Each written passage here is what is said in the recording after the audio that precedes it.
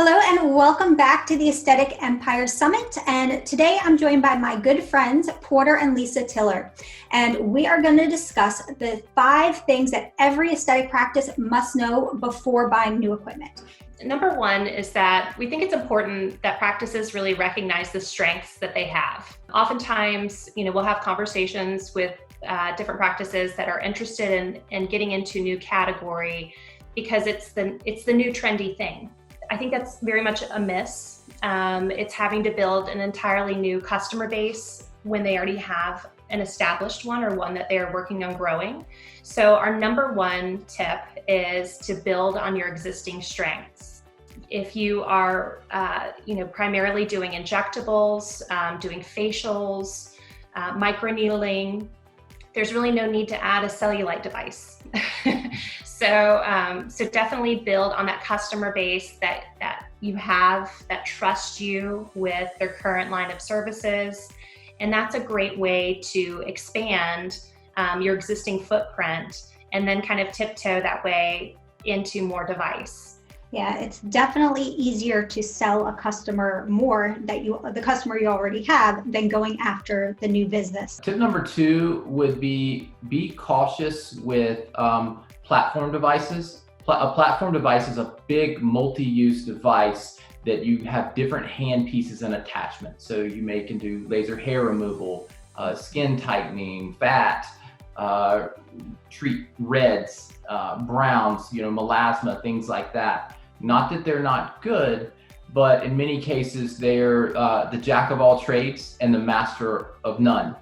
And most devices that you want to get into do one thing well, they do that one thing better than anything else. And the second point to that is if you have a platform device, you're tying one room up. So if you have one patient for laser hair removal on that device and somebody comes in for skin pigmentation, then they have to wait. So you can typically buy 4 or 5 standalone devices for the same price as one platform device. But typically, it's one generator inside that machine. So it's good at maybe one of those particular things, but not everything. It's the Swiss Army knife of devices. Perfect analogy. Yeah. Yeah, exactly. Yeah. And that's a great tip too, because normally you're sold on it could provide all of these different services. Correct. And that is something that you definitely want to think about. So I love that. So number 3 kind of builds on that as well. So figure out your sales and marketing before you procure the device. Don't rely on the manufacturer to do the sales for you, even if it's a big name. So for example, we referenced BTL earlier. They've had many national campaigns with the M-Sculpt and now with the Neo, but that doesn't necessarily drive the patient volume to your practice. So you really need to figure out how you're going to market it within your own customer base, as well as outside of that, if it's a device where you need to go beyond the 4 walls. But then from a sales perspective as well, you have to make sure that you have buy-in from your staff. Maybe even consider doing some form of compensation or commission program for the staff to really get behind it. Everyone is motivated by money. And so if you can find a way to really light a fire under the staff and get them excited about it, it could be in the form of a series of treatments, or it could be in the form of, a gift card to a nice restaurant or Target. Just finding a way to motivate the sales within your own staff, and then figuring out the marketing angle outside of what the manufacturer is doing for you. They will of course provide those traditional assets with regards to your pop-up banners and videos, brochures.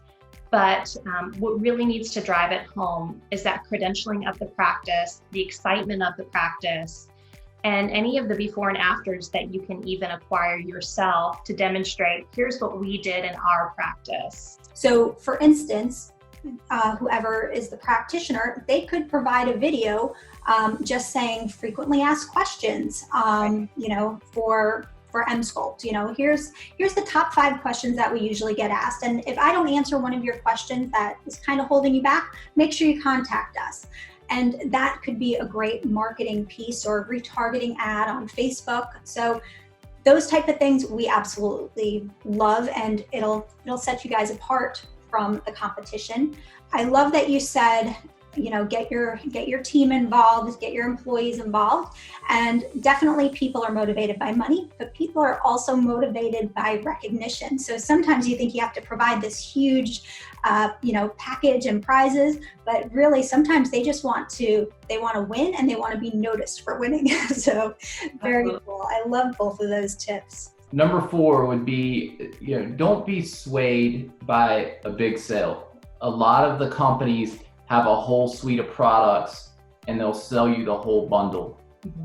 There's always a deal to be had. There's always a sale, especially if you're within 2 years of business. The last thing you want to do is bring in 10 machines at $1 million.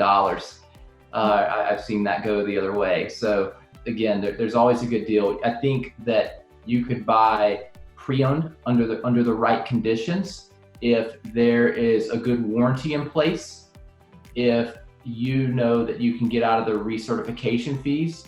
And what I mean by that is, anytime you buy a pre-owned system, a lot of the manufacturers have a certification fee because they want you to buy new, and those fees can be as high as $40,000-$50,000.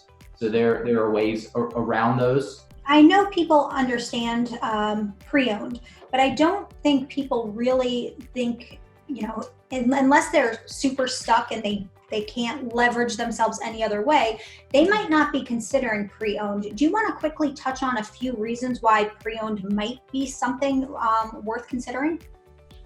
Sure. Well, first and foremost, you can potentially buy 4 or 5 devices for the price of one. So if you're an account and you say, hey, I do want a lot of different technology, but I'm kind of new, that's the way to go, because you can get all of that technology for under the price of one device. And these machines depreciate relatively fast for the most part. Now, customers can write that off on their Section 179 typically, but there is a big depreciation, just like cars or anything else. So that's one main reason I would go pre-owned. But further than that, you have to really make sure that technology is sound and it's been around for a while, and the generators inside of those machines are going to hold up for a long time, and always keep the warranty with it, of course. Ultimately, if you go pre-owned or not, there's always room for negotiation with any of these deals. We know it because we've been on the sales side. There's wiggle room. So if you're not asking for an additional year of warranty, if you're not asking for money off, if you're not asking for event support or marketing budget, perhaps it's co-op dollars or additional consumables, you're really missing the boat.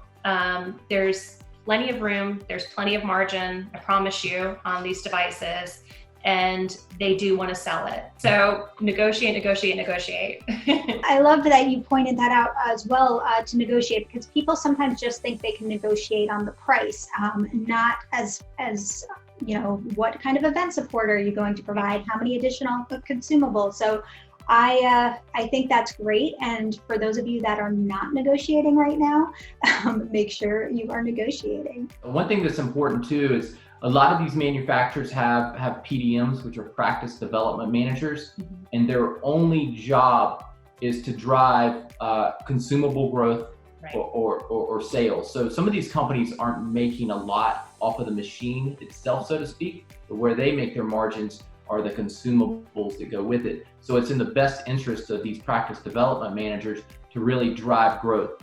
And they'll go in and do everything from a red carpet event to a white tent event, and help bring hundreds of patients in. So you want to make sure the manufacturer is solid, and they have enough resources to have their practice development managers on board, because it's about 50-50. Some just have sales reps, and then there's no support after the sale. When you have a company that's portfolio based, like Allergan, for example, and there's skincare, there's injectables, there's implants, they're not siloed. So you can have asks outside of, to Porter's point, outside of just the device. It's worth running up the flagpole and seeing if they're willing to do that. And often they are. They want to get the device serviceable out in market so that they can make that additional revenue on your practice. Number 5, I'm going to have Porter speak to this one more, but it's all about knowing your technology. First, you want to make sure if you're getting a device, what classification it is. This is a class 1, class 2, because if you're getting a class 4 device, and there's only estheticians in the office, well, legally, they can't operate or run that device. Mm-hmm. And you bring the risk and exposure really high. So the great thing now in the space is a lot of these devices are yielding better results with a lot less downtime. Mm-hmm.